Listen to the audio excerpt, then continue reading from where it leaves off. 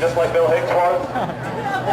And I ask you all to look up the Love Police on Google or YouTube, where you can see your British police friends receiving many hugs. And you can actually see, it's quite beautiful, it brings a tear to my eye when you connect with a police officer and break down the robot and find the human being inside their souls. There is a human being inside every single one of you, even though you're covering your faces and you are dressed like some sort of steroid-enhanced Mickey Mouses. I mean, those bug eyes you guys have are just hilarious for me. If you guys realize how funny you look from over here, I mean, seriously. I mean, I would like to know which fancy dress house you got these uniforms from, because you guys look utterly hilarious. You guys must be from Planet Nibiru, here to usher in the new age.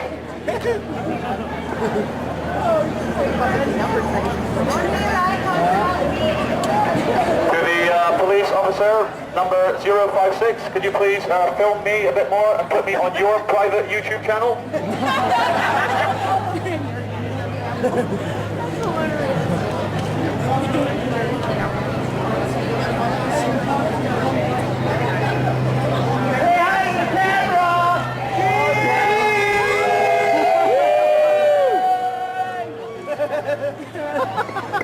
To the Toronto Police, we are the Love Police. By the title, you can tell we're rather peaceful. So no truncheons or tasers, or shall we call them what they really are, electronic torture weapons, will be necessary here today. I'm a heavy smoker, so if you fire a tear gas canister at me, I will just smoke it. So there's no need. I can see that 089 directly ahead of me is smiling. His eyes are smiling. There is a human being in there. Officer 089, a round of applause.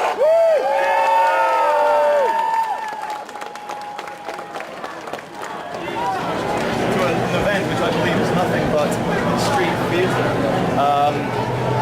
The police here are, as we've seen at other G20s and other G8s around the world, dressed like Nazi stormtroopers for no reason.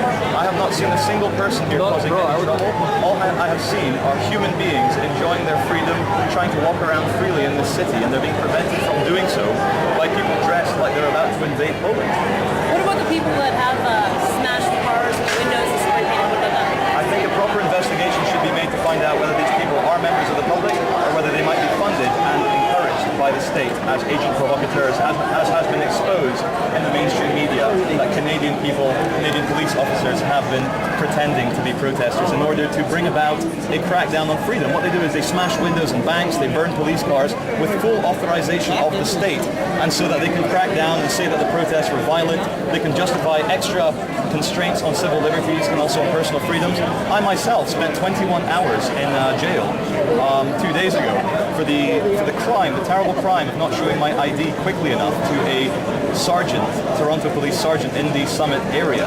I tried to reason with him, but he handcuffed me straight away, and I then had meetings with 4 detectives trying to establish what kind of violent anarchist I am. By the name of my organization, the Love Police, our manifesto is to lower fear and raise love, so it's very unlikely that I'll be involved in any anarchist activity. Now you said one of the things you're seeing in the megaphone was that the police are victims just like you. Explain that.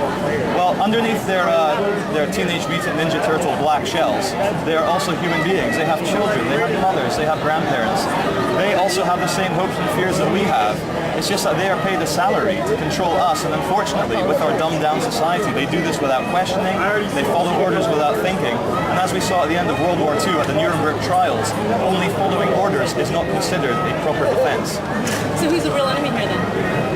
There are no real enemies. We are all one. We are all infinite consciousness experiencing itself subjectively. But unfortunately, some people in our family of human beings have fear in their hearts, and they are the members of the global international finance elite are the G20. What we have are a government who are not in fact running things.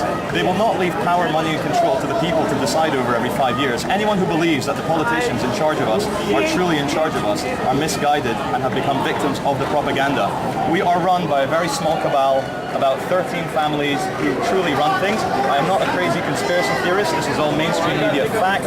Families such as the Morgans, the Rockefellers, the Rothschilds, and their tentacles involved in all the major banks, the IMF, the World Bank, the European Central Bank, the Federal Reserve. This is all documented history. So I'm just here to spread a bit of love and truth and humor to an event which can sometimes get quite nasty.